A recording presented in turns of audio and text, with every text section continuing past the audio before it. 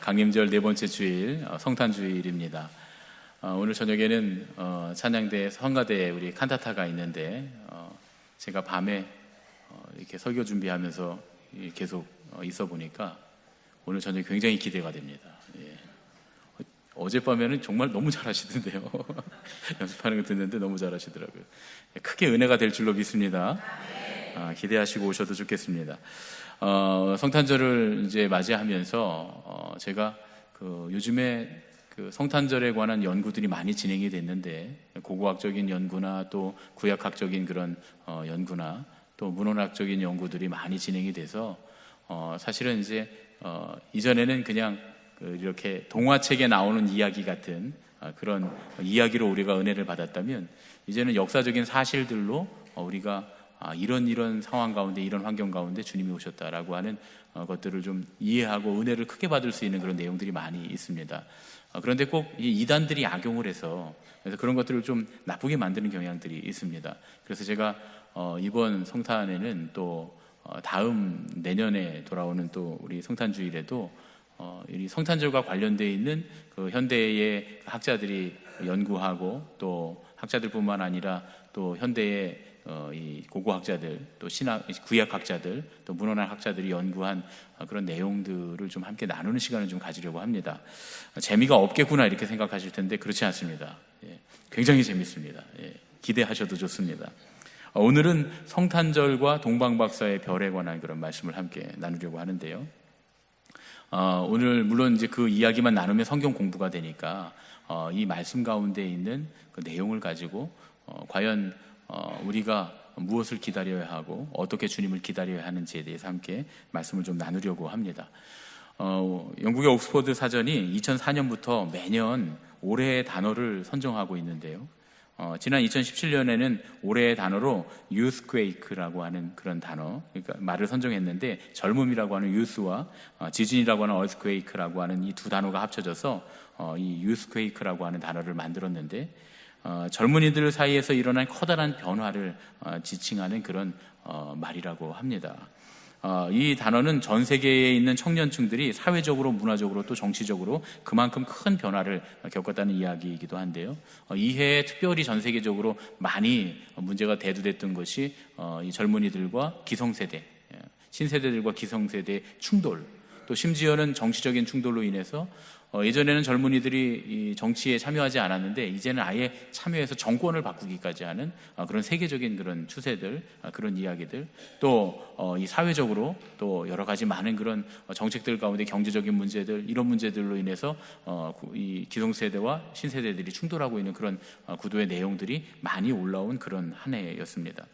2018년도에는 유독성애라고 하는 뜻을 가진 톡식이라고 하는 그런 단어를 선정했습니다. 2018년도 한 해 동안 가장 많이 이 옥스퍼드 사전 검색에 제일 많이 된 단어라고 해요. 이 톡식이라고 하는 유독성의 이 단어는 이 여러 가지 많은 주제들에서 사용이 됐는데, 문자 그대로의 의미를 넘어서 사람들 간의 관계, 또 정치 등을 묘사하는데 두루 사용됐다고 그렇게 설명을 합니다. 그러니까 이게 유독하다, 독성이 있다라고 하는 이것이 그냥 우리가 흔히 뭐 음식에 있다거나 무슨 물질에 있다거나 이런 것이 아니라 관계 혹은 정치, 그러니까 이전까지는 사람들을 풍요롭게 하고 사람들을 잘 살게 해준다고 생각했던 우리 사람들과의 관계나 혹은 정치가 아주 우리의 인생에 유독하게 작용하고 있다라고 하는 그런 충격적인 내용들을 반영하는 그런 이야기였습니다. 올해 2019년도에는 기후 비상, 클라이밋 이머전시라고 하는 말을 올해 2019년도에 올해의 단어로 선정했다고 지난 11월 22일에 미국 MBC 방송이 보도를 했습니다. 이 옥스퍼드는 기후 비상이라고 하는 단어가 한때는 모호한 의미를 가진 단어였지만 최근에 그 사용 빈도가 급격하게 많이 올라가면서 아주 중요한 단어가 됐고 드디어 올해의 단어가 됐다고 그렇게 설명했습니다. 그러면서 이 기후 비상이라고 하는 게 기후 변화를 멈추거나 줄이고 이로 인해서 생기는 잠재적이고 되돌릴 수 없는 환경 피해를 피하기 위해서 우리에게 지금 긴박한 행동이 필요한 상황이다, 이렇게 정의를 했습니다. 이런 조사 결과들은 우리가 살아가고 있는 지금 현대 시대가 시대상이 어떤지를 우리에게 알려줍니다. 우리는 지금 세대 간의 충돌이 강하게 일어나고 있는 그런 시대를 살고 있습니다. 또 보수와 진보, 장년과 청년, 권력 중심의 사고와 합리적 사고가 충돌하고 있는 그런 시대를 우리는 살고 있습니다. 도저히 서로 세대 간에 이해가 되지 않는 그런 세대이기도 하고요. 이런 일들에서 파생된 그런 사람들 간의 관계 혹은 정치, 이런 것들이 우리에게 유독한 영향을 끼치고 있다. 그냥 정치나 관계가 우리에게 어느 정도 영향을 끼치는 것이 아니라 아주 우리를 죽고 살게 하는 그런 아주 유독한 영향까지 끼치고 있다, 그런 얘기입니다. 개인의 사리사욕을 넘어서 집단 이기주의가 판치면서 이제는 우리가 함께 우리의 환경을 걱정하지 않으면 안 되는, 인류의 존폐조차 걱정해야 되는 그런 시기에 우리가 지금 처해 있다, 그런 얘기입니다. 무언가 지금 강력한 변화가 필요한 그런 시대를 우리가 살고 있습니다. 혹은 지금 변화하려고 하는 그런 시대를 우리가 살고 있다고 볼 수 있습니다. 우리는 옛 세상이 가고 새로운 세상이 오고 있다라고 하는 사실을 지금 부인할 수 없는 그런 상황 가운데 있습니다. 우리나라도 광화문과 서초동이라고 하는 말로 대표되는 옛 세력과 새 세력이 크게 부딪혀서 큰 갈등을 낳고 있습니다. 어떤 게 더 좋은 건지 잘 모르겠습니다. 옛 세상이 더 좋았는지 새로 오는 세상이 더 좋을지 우리가 전혀 알 수 없습니다. 어느 쪽에 서야 하는가, 이것 때문에 고민하는 분들이 많아요. 어디서는 서초동으로 나오라고 하고 어디서는 광화문으로 나오라고 하고, 어디로 가야 됩니까, 여러분? 저는 명동으로 가겠습니다. 어디로 가야 됩니까? 그리고 또 서초동으로 안 나오면 시대에 뒤떨어진 사람, 이상한 사람, 고리짝적인 뭐라 그러죠? 고리타분한 사람, 이렇게 이야기하고, 광화문으로 나오지 않으면 애국자가 아니라고 말하고 말이죠. 그러니까 참 어려운 시대를 살고 있습니다. 두 세상이 충돌하면서 갈등을 낳고 있는 이 시대적인 상황 가운데 지금 우리는 성탄절을 맞이하고 있습니다. 주님이 이런 우리의 상황 가운데 지금 오신다, 그런 얘기죠. 그럼 과연 우리가 지금 이렇게 맞이하고 있는, 이런 충돌하고 있는 이 세계, 변화하고 있는 이 세계에서 주님이 오신다는 건 우리 신앙인들에게는 어떤 의미가 될까? 우리 신앙인들에겐 어떤 의미가 될까요? 우리는 이런 시대적인 상황 가운데서 신앙적인 자세를 취한다는 게 과연 어떤 신앙적인 자세를 취해야 하는 걸까? 그것에 대해서 오늘 좀 질문을 해보려고 합니다. 그런데 여러분, 예수님께서 오신 그 성탄절의 시대적인 상황도 지금과 별로 다르지 않았습니다. 거대한 변화가 생기는, 그 변화를 갈망하고 있는, 또 변화를 앞두고 있는 그런 시대였습니다. 그래서 우리는 예수님께서 태어나시는 과정을 보면서 지금 우리가 취해야 할 신앙의 자세가 무엇인지를 살펴볼 수가 있습니다. 비블리아 이 연구소의 이익상 목사님, 연구소장인 이익상 목사님의 글 중에서, 구약학자인데요, 예수님께서 태어나신 그 해와 동방박사에 관한 그런 글들을 제가 읽으면서 좀 요약을 해봤습니다. 흔히 우리가 이 시대를 이야기할 때 AD와 BC를 사용합니다. 기원전과 기원후를 이야기할 때 BC, AD 이렇게 사용을 하는데, BC라고 하는 말은 Before Christ, 그러니까 그리스도 이전 시대라는 뜻이죠. 또 예수님께서 탄생하신 그 이전을 BC라고 한다면 AD는 라틴어입니다. 아노 도미니라고 하는 말인데요, 아노 도미니는 우리 주님의 해, 이런 뜻입니다. 우리 주님의 해. 그러니까 이제 지금 이 서기가 시작된 다음부터 1년부터 쭉 우리 주님의 해가 쭉 계속되고 있다는 거예요. 다시 말하면 주님의 날, 우리가 주일, 오늘이 주일이잖아요. 일요일이라고 하지 않고 우리 교인들은 주일이라고 합니다. 믿음의 사람들은 주일이라고 하는데, 왜냐하면 이날을 주님의 날이라고 하는 거잖아요. 그런데 이 역사적으로 보면 AD 아노 도미니는 주님의 날이 계속되고 있다는 거예요. 주님의 해가 계속되고 있다는 거예요. 주님께서 우리와 함께 하시는 주님의 해들이다, 이런 이야기죠. 그래서 주님께서 태어나신 해로부터 세는 그 연도수를 우리는 지금 사용하고 있습니다. 이런 표현 방법은 525년에 만들어져서 800년에 완전히 정착이 됐습니다. 제가 엊그저께 어떤 그런 건축학을 전공하시는, 그 건축을 하시는 아주 유명한 분이 쓴 글을 봤는데, 그분은 교인은 아니신 것 같아요. 신앙은 없으신 것 같아요. 그런데 이 역사상 가장 위대한 건축가, 역사상 가장 유명한 목수가 누구냐? 예수님에 대해서 이야기하더라고요. 예수님이 안 계셨으면 아직까지도 서로 연대를 맞추려고 나라들과 나라들이 굉장히 지금 고민을 하고 있을 거라는 거예요. 어떻게 연도를 전부 다 맞춰야 되는지 고민하고 있을 거라는 거예요. 그러니까 지금은 딱 정해졌지 않습니까? 예수님 이전과 예수님 이후. 요즘 학계에서는 BC와 이 AD를 사용하지 않습니다. 학계에서는 어떻게 사용하냐면 BCE, Before Common Era, 그다음에 CE, Common Era 이렇게 사용합니다. 그러니까 다시 말하면 공통시대 이전, 공통시대 이후라는 말로 사용을 합니다. 종교색을 배제하겠다는 그런 뜻인데 저는 이게 참 어처구니 없고 우스꽝스러운 거라고 생각해요. 어차피 기준이 예수님인데 예수님을 기준으로 이전과 이후로 하면서 뭘 굳이 뭘 공통시대 이런 말을 써갖고 이전 이후로 나누는 거예요. 그러면 공통시대는 뭐가 공통시대라는 거예요. 예수님을 기준으로 해서 어차피 공통이 됐으면 어차피 마찬가지인데 굳이 이렇게까지 해야 되나 하는 생각을 제가 해보게 됐습니다. 그런데 이제 이 이야기를 한 거는 궁금한 게 하나 있어요. 우리 학생들이나 청년들도 많이 궁금할 텐데 예수님께서 언제 태어나셨을까요? 예수님 그러면 BC 1년에 태어나셨을까요? AD 1년에 태어나셨을까요? 어쨌든 예수님이 태어나신 걸 기준으로 해서 이전과 이후로 나눈다 그랬잖아요. 그래서 서양식으로 하면 BC 1년에 태어나셔서 AD 1년이 돼야 되는 거예요. 그렇죠? 우리나라식으로 하면 AD 1년에 태어나셨어야 돼요. 그렇죠? 어디가 맞을까요? 둘 다 아닙니다. 둘 다 아니에요. 왜냐하면 예수님이 태어나신 학설에 BC 1년이나 AD 1년은 없습니다. 예수님이 태어나신 학설은 이제 세 가지 학설이 있어요. 이런 것 때문에 이단들이 이제 우리를 물고 늘어지는 거예요. 아는지 모르는지 궁금해해서. 그러니까 여러분들이 잘 기억하고 계시면 됩니다. 예수님이 태어나신 해에 대한 학설은 세 가지인데 BC 2년설, BC 4년설, BC 7년설 이렇게 세 가지가 있습니다. 몇 년설 있다고요? 2년설, 4년설, 7년설. 그러니까 기원전 2년 전에 예수님 태어나셨다. 기원전 4년 전에 태어나셨다. 기원전 7년 전에 태어나셨다. 이런 얘기가 있습니다.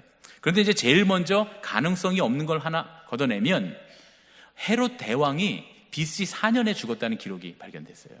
그러면 헤롯 대왕이 BC 4년에 죽었으면 BC 2년설은 안 되겠죠. 왜냐하면 헤롯 대왕이 죽은 다음에 예수님이 태어나셨으면 이 헤롯 대왕과 관련된 얘기들이 있는데 있을 수가 없잖아요. 그러니까 BC 2년설은 일단 걷어내겠습니다. 없습니다.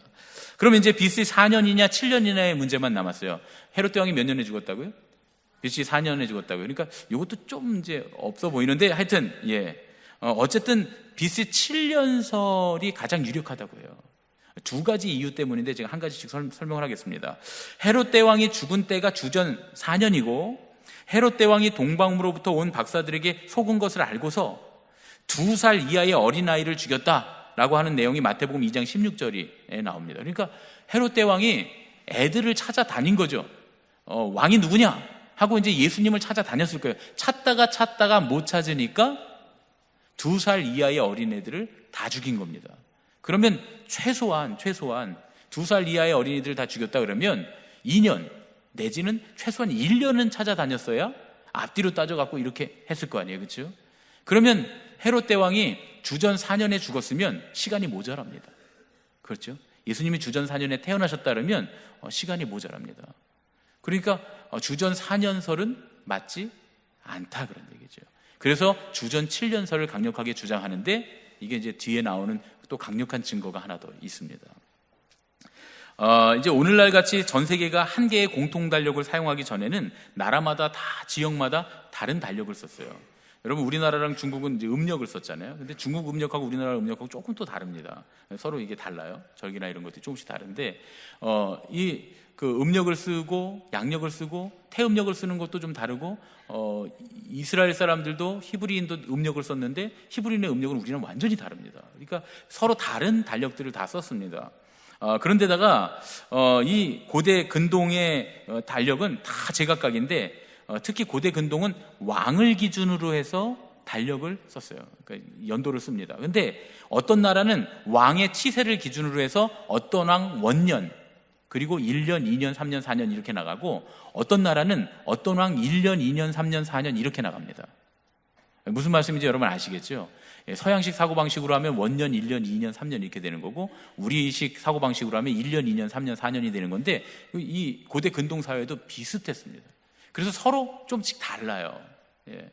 그런데다가 이렇게 자기들끼리 이 달력을 그냥 자기 나라 안에서 사용하는 건 문제가 없는데, 이렇게 연대기를 비교해서 역사적인 어떤 그 연대를 찾으려고 하면, 지금의 현대의 연대를 찾으려고 하면 문제가 심각합니다. 왜냐하면 도대체 그 왕의 1년이 지금 우리 세기로에서는 몇 년인지 우리가 알 수 없기 때문에 그래요. 그래서 이 비교할 때 가장 많이 사용하는 게 뭐냐면 전쟁입니다. 전쟁이 일어났는데 어떤 왕 5년에 전쟁이 일어났다, 이렇게 얘기하는데, 반대 나라에 보니까 그 왕 15년에 전쟁이 일어났다. 그러면 그 전쟁 일어난 기준으로 해서 이 왕 15년과 이 왕 5년은 같은 연대구나 하고 쭉 이런 것들을 연결해서 이 세기에 맞춰서 이 지금 요 전쟁이 일어난 요 해는 이렇게 되니까 이 왕 몇 년이라고 하면 이 왕 몇 년은 세기로 하면 몇 년이구나, 이렇게 계산하는 방식을 사용합니다. 그런데 중요한 건 뭐냐면 전쟁이 맨날 있는 건 아니잖아요. 예, 전쟁 기록이 없는 나라들도 있고요, 또 전쟁이 기록되지 않은 시대들도 있습니다. 그러면 이 연대기 측정하기가 굉장히 곤란해집니다. 그래서 쓰는 것이 주로 뭐냐 하면, 뭐에 대해서 쓰냐 하면 별자리 연구에 대한 기록을 하는 거예요. 이게 가장 보편적인 방법입니다. 왜냐하면 별자리, 어느 해 몇 년에 어느 별자리가 어디서 발견됐다 그러면 그 별자리가 거기서 발견된 건 지금부터 이 별자리 천문학자들이 계산하면 돼요. 수학 계산식으로 딱 계산하면 그때는 몇 년 전이다, 이렇게 계산할 수 있습니다. 왜냐하면 별들이 항상 그 자리에 있는 게 아니기 때문에요. 별들이 조금씩 움직이고 별들의 간격도 조금씩 달라지고 다 하기 때문에 그 별들이 지금 어느 위치에 어느 날 이렇게 있다라고 하는 그걸 알면 그러면 그때가 몇 년 전이다, 이렇게 계산할 수가 있다는 거예요. 그렇게 계산할 수 있다는 거예요. 그래서 이 별자리 연구에 있어서 이 그 연대를 측정하는 데 있어서 별자리 연구가 중요한데, 성경에는 이 별자리와 관련된 이야기가 있습니다. 특히 예수님이 태어나신 그 날 말이죠. 어떤 사람들이 찾아옵니까? 동방박사들이. 뭘 보고요? 그렇죠. 예. 그래서 학자들이 여기에 집중을 했습니다. 그래서 이 예수님의 탄생일을 추론하는데 동방박사 얘기가 굉장히 중요합니다. 현대 과학이 이제 그 비밀을 밝혀내는 건데요. 이 박사라고 하는 말, 동방박사라고 할 때 이 박사라고 하는 말은 마고스라고 하는 말을 씁니다. 이 마고스는 히라보가 아니에요. 마고스는 페르시아어입니다. 페르시아의 천문학자 또는 학자들을 가리키는 말이 마고스입니다. 이 학자들은 예수님을 경배하러 온 박사들이 천문학자일 것이다 라고 하는데 의견을 다 일치를 합니다. 왜냐하면 별을 보고 왔기 때문에 사람들은 천문학자라는 거예요. 이 페르시아 시대의 천문학자들이 했던 주 업무가 뭐냐면 별들의 이동과 변화를 연구하는 것이었어요. 그래서 이 당시에 문헌이 굉장히 많습니다. 별자리 연구에 관한. 그런데 이게 전부가 아닙니다. 벌써 2000년 전 이전의 고대 시대이기 때문에 이들은 별자리만 연구한 게 아니라 신이 왕에게 주는 계시를 받아서, 이 별자리를 읽어서 신이 왕에게 주시는 계시로 받아서 왕에게 설명을 해주던 학자들이에요. 이 사람들이 바로 마고스입니다. 그러니까 별들의 움직임과 모양새들이 신의 계시를 드러낸다, 하늘의 이 별들이 신의 계시를 드러낸다, 이렇게 믿었습니다. 그런데 이 믿음이 페르시아 시대에 갑자기 생긴 건 아니고요, 기원전 2000년 전에, 그러니까 지금으로부터 4000년 전에 바벨론에서도 이런 별자리 연구가 있었습니다. 요즘 많은 사람들이 별자리 운세를 보잖아요. 무슨 자리 그래서 별자리 운세를 보는데 뭐 신문에도 나오고 뭐 이렇게 하잖아요. 여러분들은 안 보시죠? 왜 이렇게 대답이 없습니까? 네 해야지.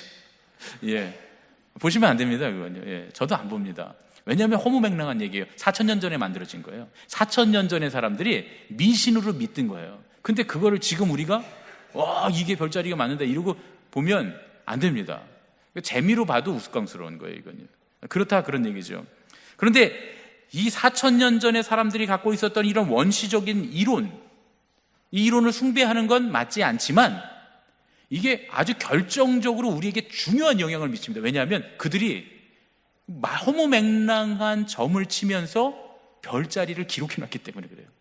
그때 당시에 별자리가 어떻게 움직인 것을 기록해놨기 때문에 그 별자리 움직인 그 모양만 우리가 계산해내면, 천문학자들이 계산해내면 그때 연대수를 알 수 있기 때문에, 그래서 그 시대의 연대가 언젠지를 알 수 있기 때문입니다. 그래서 이 별자리의 기록들이 가장 잘 그리고 많이 기록됐던 시기가 바로 주전 220년부터 주전 75년 사이, 이 시대입니다. 특히 페르시아의 마고스들에 의해서 굉장히 많이 기록이 됐다는 거예요. 그러면 이제 중요한 거죠. 박사들이 뭘 봤을까? 박사들이 지금 이 예루살렘까지 베들레헴까지 왔는데 도대체 뭘 보고 여기까지 왔을까? 박사들이 본 별은 무엇일까 하는 거예요. 박사들이 이 본 별은 망원경으로 볼 수 있는 별은 아닙니다. 왜냐하면 망원경은 중세 르네상스 시대부터 만들어진 거예요. 그러니까 여기서 이제 우리 성탄 축하할 때 우리 아이들이 나와갖고 박사들이 망원경으로 막 저 별을 이러면 그건 틀린 거예요. 그건 틀린 겁니다. 그럼 제가 올라와서 그럴 거야. 틀려서 땡 이렇게 그렇게 하면 안 되겠죠. 예. 근데 예전에 제가 어떤 영화를 보니까 박사들이 이렇게 망원경 같은 걸로 보더라고요. 그건 가짜예요. 틀렸어요. 왜냐면 이때는 아직 망원경이 없을 때입니다. 르네상스 시대에 망원경이 만들어졌는데 그 이전 시대니까 없죠. 그러면 이 시대의 박사들이 본 별은 뭐냐? 눈으로 보이는, 육안으로 확인이 되는 별입니다. 그런데 사람의 육안으로 관찰할 수 있는, 이 지구에서 사람이 육안으로 관찰할 수 있는 가장 큰 별들이 뭐냐면 수성, 금성, 화성, 목성, 토성, 이렇게 5개의 별이 가장 크게 보입니다. 우리 이제 금성 샛별, 이 새벽에 탁 달옆에 쫙 샛별 뜰 때 아름답잖아요. 그리고 크기도 하고요. 야, 밝다 이렇게 하잖아요. 그런데 제일 밝은 별이 뭐냐면 목성이 제일 밝고요, 하늘에서. 그 다음에 두 번째 밝은 별이 토성, 이렇게 순서대로 간다 그래요. 박사들이 본 별에 대해서 학자들이 3가지 학설을 내놓습니다. 이 박사들이 뭘 봤느냐? 첫 번째, 제일 먼저 나온 게 헨리해성이었어요. 헨리해성. 헨리해성이 굉장히 크게 빛나고 그리고 이렇게 쫙 움직이기 때문에 그래요. 그런데 헨리해성은 이 의견이 대두되자마자 학자들이 아니라고 했어요. 왜 아니라고 했냐면 이 헨리해성이 80년마다 한 번씩 돌아온다 그러잖아요. 근데 헨리해성이 그때에 지나갔을 때가 언제냐면 주전 12년에 지나갔다는 거예요. 뭐 궤도가 있으니까요. 궤도가 있으니까 지나가는 날짜를 알겠죠. 주전 12년에 지나갔으니까 멀어도 너무 멀어. 너무 뒤에 지나갔어요. 그러니까 이건 아니라는 거예요. 그리고 또 성경에 보면 별이 분명히 멈춰섰다 그랬어요. 별이 멈춰섰다 그랬잖아요. 마구간 위에 멈춰섰다고. 헨리해성은 멈춰서질 않아요. 계속 움직이니까. 그러니까 헨리해성은 아니다 하고 이제 탈락했습니다. 두 번째 학설은 뭐냐면 금성과 목성이 만나는 거예요. 여러분 금성 밝잖아요. 샛별 얼마나 밝습니까? 목성이 최고로 밝은 별이라니까 2개가 딱 만날 때 굉장히 밝은 빛을 내는데 이 현상이 목격된 게 언제냐면 주전 2년 전이라는 거예요. 주전 2년 전. 근데 우리가 처음에 주전 2년은 맞다 그랬습니까? 아니라 그랬습니까? 왜요? 헤롯 왕이 죽었어요, 이때는. 그러니까 이때는 이건 아닌 거예요. 이건 아니라는 거예요. 그래서 마지막으로 3번째 학설이 이제 대두되게 되는데 목성과 토성이 만나는 겁니다. 제일 큰 2개의 별이 만나는 거죠. 예. 그런데 이 3번째 학설은 이미 1604년에 요하네스 케플러, 여러분 아시죠? 행성운동의 법칙 만들었던 그 요하네스, 갈릴레이 시대에 있었던 그 행성운동의 법칙 말한 이 요하네스 케플러가 제일 먼저 주장한 거예요. 예수님 탄생하셨을 때 그 큰 별은 목성과 토성이 만난 것이다, 이렇게 주장을 했습니다. 이제 그때는 이제 받아들여지지 않았는데 현대 학자들이 계속 연구를 해본 결과 목성과 토성이 이 둘이 딱 만날 때 보름달의 3분의 1 밝기를 빛을 낸다 그래요. 얼마나 밝습니까? 광야 같은 데서 보면, 제가 아프리카 갔다가 광야에서 길을 잃어가고 타이어 펑크 나고 타이어 이렇게 막 구멍 나고 그래서 타이어가 터지는 바람에 타이어 갈고 이러냐고 거의 밤을 샜거든요. 그런데 별이 굉장히 밝습니다. 그런데 그런 광야 같은 데서 갑자기 달의 3분의 1 정도 크기의 별이 막 빛났다 그러면 엄청나게 밝아 보이겠죠. 여러분 보름달이면 이렇게 책도 읽을 수 있습니다. 보름달 뜨면. 그런데 보름달 3분의 1 밝기에 별이 떴다 그러면 이 달이 아니고 별인데 엄청나게 아마 밝게 보일 거예요. 그런데 이 목성과 토성이 만나는 현상이 800년마다 한 번씩 일어난답니다. 800년마다 한 번씩. 그게 바로 주전 7년에 있었다는 거예요. 맞아 떨어지죠, 그렇죠? 주전 7년설. 그래서 주전 7년설이 나오게 된 겁니다.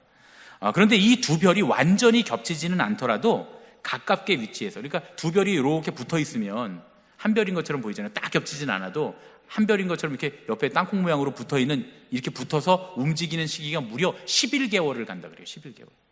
11개월 가는 동안에 3번 정확하게 태양과 지구와 목성과 토성이 순서대로 쫙 서는 그 날이 3번 온다 그래요. 이 11개월 동안 3번 오는데 그때 엄청나게 밝게 달의 3분의 1 밝기로 빛나게 되는 거예요. 그런데 3번 밝게 빛났다라고 하는 게 벌써 우리 마음에 딱 와닿죠.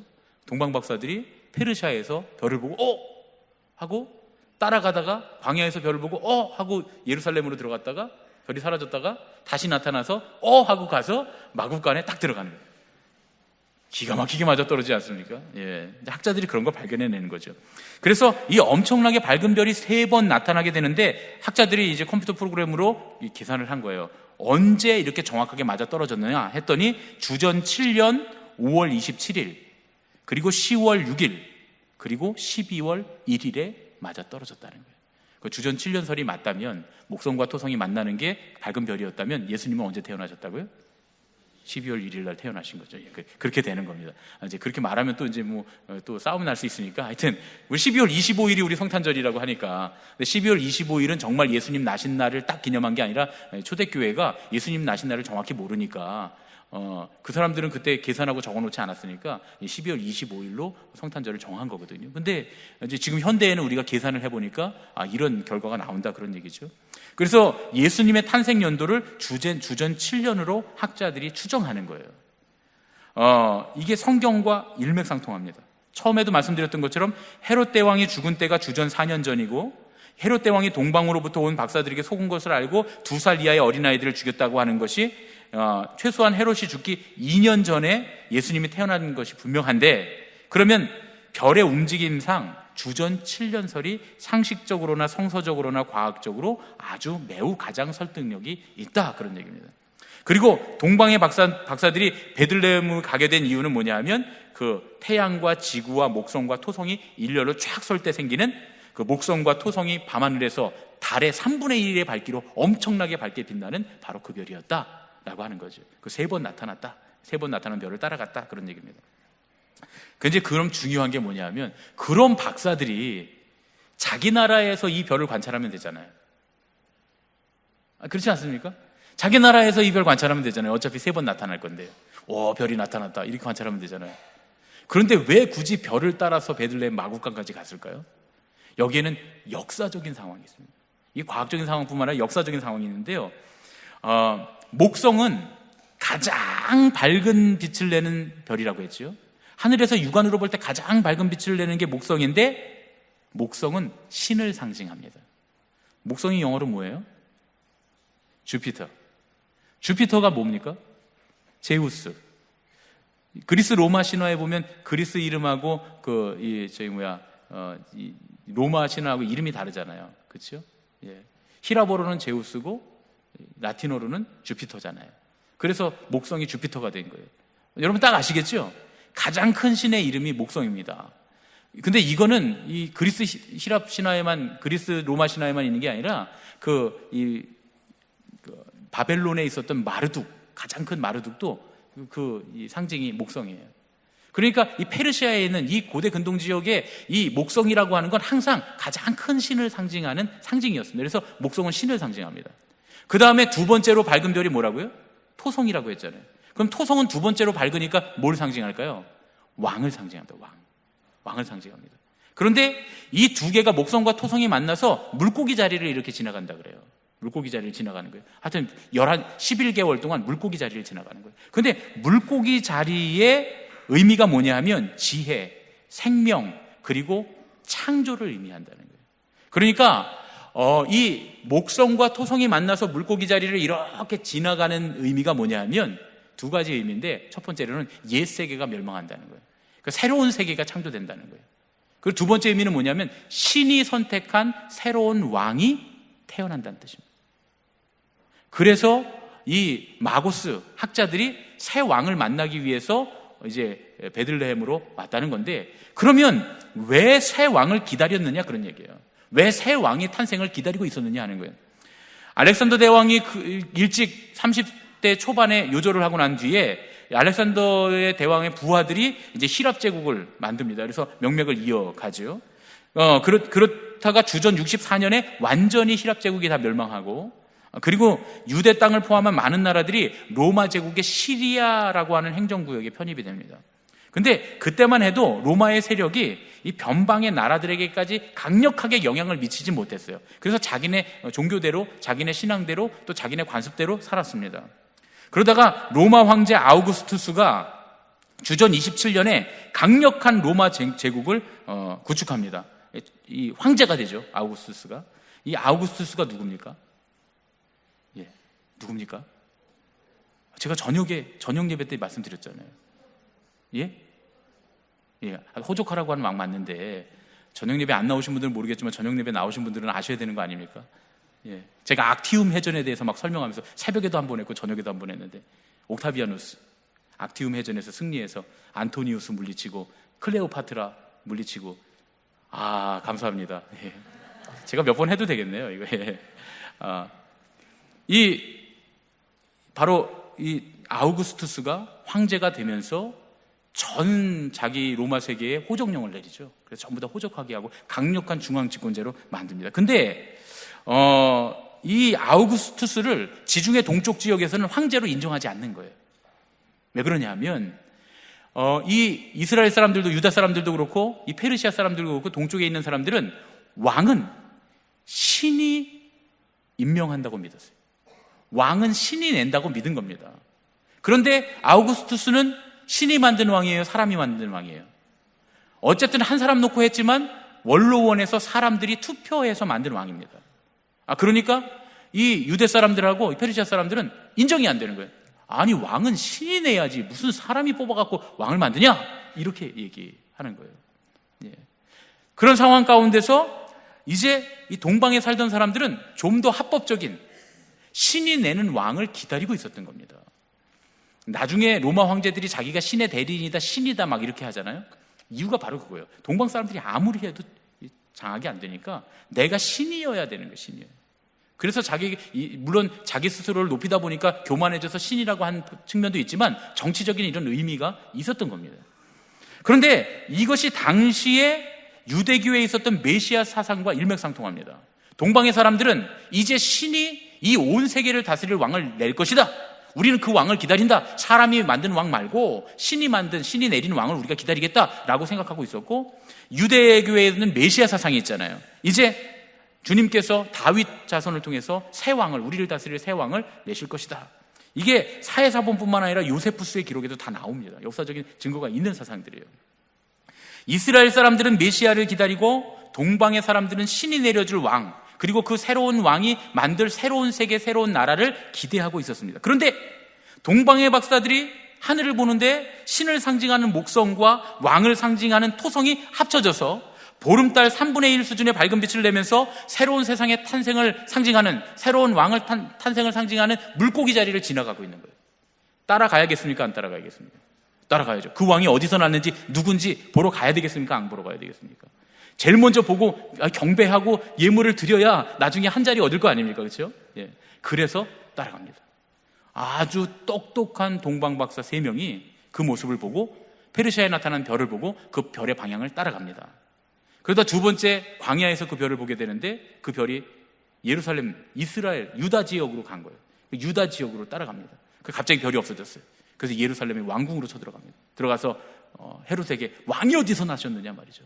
왕이 당연히 왕궁에서 날 거라고 생각하고 말이죠. 그랬더니 헤롯이 난리가 난 거죠. 왕이 어디서 났냐 말이죠. 나 말고 누가 왕이 되냐 말이죠. 그러다가 별이 사라졌는데 다시 별이 뜰 때 박사들이 찾아가 보니까 베들레헴의 말구유 위에 그 왕이 누워 계셨다. 그런 얘기입니다. 헤롯 대왕은 에돔 족속 계열의 이두메 사람이었습니다. 그러니까 이 헤롯 대왕은 이 동방 사람도 아니고 더더군다나 이스라엘 사람도 아니기 때문에 메시아를 기다린다거나 신이 만든 왕을 기다리지 않았어요. 더더군다나 자기가 왕이었기 때문에 왕을 기다리지 않았습니다. 이 헤롯 대왕은 로마 제국에 의해서 팔레스틴 지역의 분봉왕으로 세워진 사람입니다.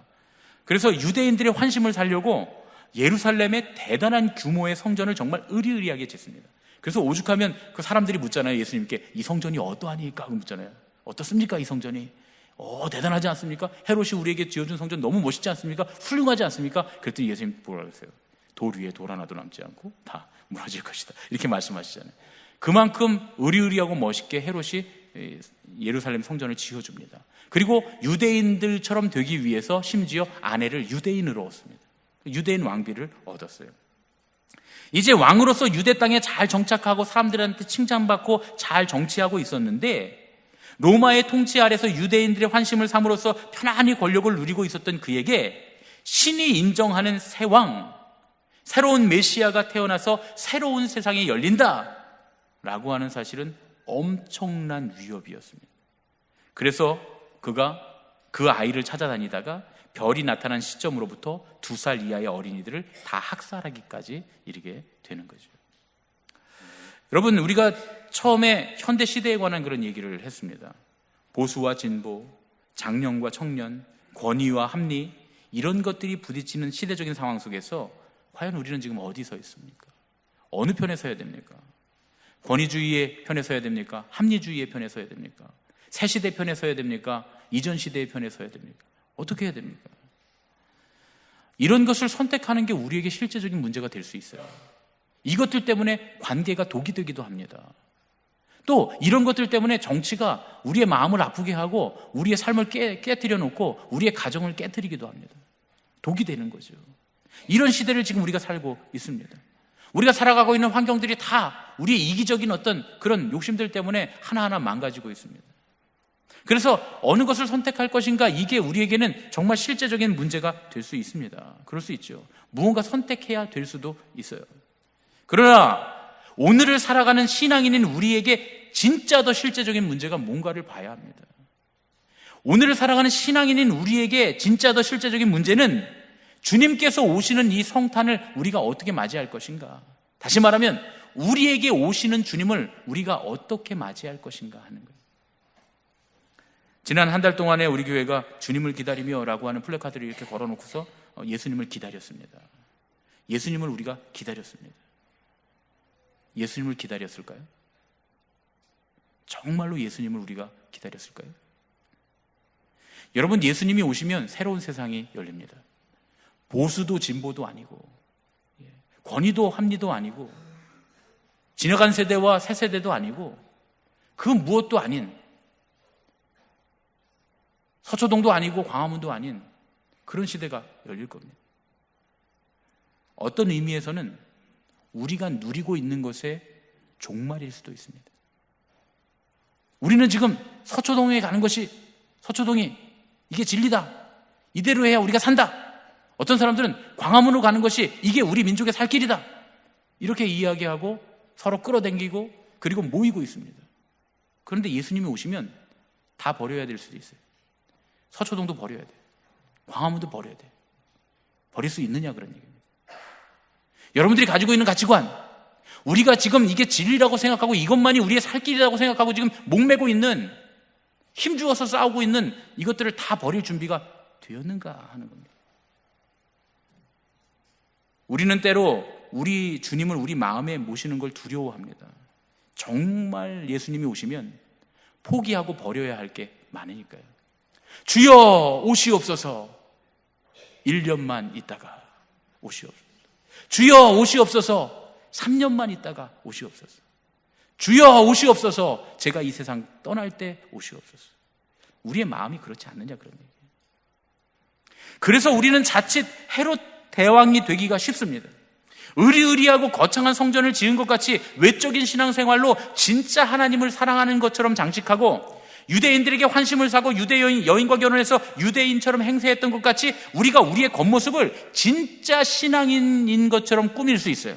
그러나 그렇다고 해도 예수님을 당장 맞이하는 게 부담스럽고, 예수님이 지금 당장 오신다면 그게 괴로운 일이고, 우리에게 위협이 된다면, 우리가 버릴 것이 너무 많아서 두렵다면 진짜 우리가 주님을 기다리는 건 아니지 않습니까? 우리 옆에 있는 분들과 이렇게 인사하겠습니다. 진짜로 주님을 기다립시다. 할렐루야. 자신이 없으시네요. 우리 한 번 더 하겠습니다. 진심으로 주님을 기다립시다. 오늘 우리의 마음이 진심으로, 진정으로, 진짜로 주님을 기다리는 마음이 됐으면 참 좋겠습니다. 유대인 행세하는 헤롯이 되지 말고 차라리 이방인인 동방박사가 되어서 주님 전을 향해서 보물을 들고 뛰어가는 그런 마음이 됐으면 참 좋겠습니다. 다시 나타난 별을 보면서 진심으로 기뻐하면서 베들레헴 마구간에 달려가서 말구유에 누인 아기를 바라보며, 물론 자기들이 기대했던 그런 왕은 아닐 거예요. 왕궁에 있던 왕은 아니지만 그 마구간에 누워있는, 그 말구 위에 누워있는 그 아기를 바라보면서 하나님의 크신 사랑을 노래하고 기뻐하고 경배했던 동방박사들처럼 예수님을 진심으로 나의 왕으로 모시는 그런 저와 여러분 되시기를 예수님의 이름으로 축원합니다. 기도하겠습니다.